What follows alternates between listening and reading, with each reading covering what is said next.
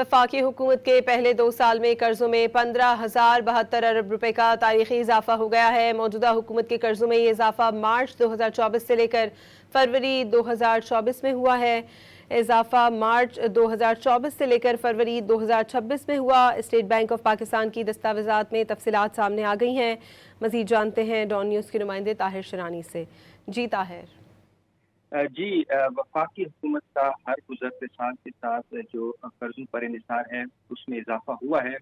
State bank of Pakistan की दस्तावेजात के मुताबिक मौजूदा वफाकी हुकूमत के इब्तदाई 2 साल के दौरान जो वफाकी हुकूमत के कर्जे हैं उसमें मजमूई तौर पर 15,072 अरब रुपए का तारीखी इजाफा हुआ है, जिसमें से जो मकामी कर्जे हैं वो 14,004 अरब रुपए और वफाकी हुकूमत के बैरूनी कर्जे में 1,068 अरब रुपए का इजाफा हुआ, जिसके बाद वफाकी हुकूमत का कर्जा फरवरी 2026 तक बढ़कर 79,882 अरब रुपए हुआ, जबकि निगरान हुकूमत के आखिरी महीने फरवरी 2024 तक वफाकी हुकूमत के कर्जे 64,810 अरब रुपए थे।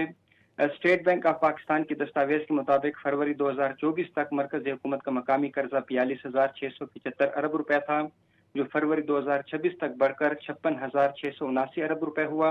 इसी तरह फरवरी 2024 तक वफाकी हुकूमत का बैरूनी कर्जा 22,134 अरब रुपए था और फरवरी 2026 तक मरकजी हुकूमत का बैरूनी कर्जा बढ़कर 23,203 अरब रुपए हुआ। यानी मौजूदा हुकूमत ने इब्तदाई 2 साल में कर्जों में औसतन हर रोज तकरीबन 21 अरब रुपए का बड़ा इजाफा किया। जी, बहुत शुक्रिया ताहिर शरानी।